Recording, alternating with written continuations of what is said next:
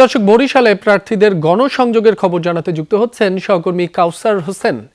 কাউসার, প্রার্থীদের প্রচারণা কেমন দেখছেন?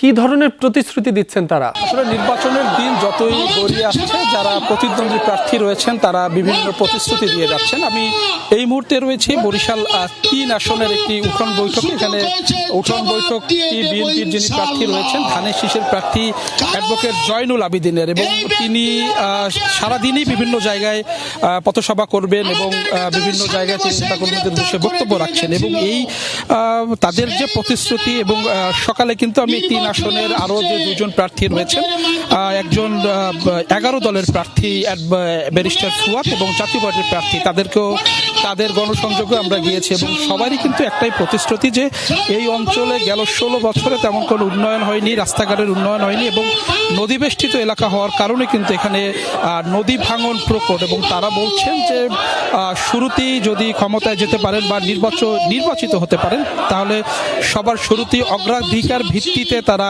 এই অঞ্চলের রাস্তাঘাটের উন্নয়ন করবেন এবং নদী ভাঙন রোধে সকল ধরনের ব্যবস্থা নেবে, এবং সাধারণ মানুষের যে আর্থসামাজিক যে মূল্যবোধ সেটি আসলে তারা কাজ করবেন। এবং তারা বলছেন যে এখানে যে এই অঞ্চলে যে বেকার সমস্যাগুলো রয়েছে, সেই বেকার সমস্যা সমাধানে কাজ করবেন। অর্থাৎ বরিশাল জেলায় যে ৩৬ জন প্রার্থী রয়েছে তারা বিভিন্ন গণসংযোগ করছেন, বিভিন্ন প্রতিশ্রুতি দিচ্ছেন।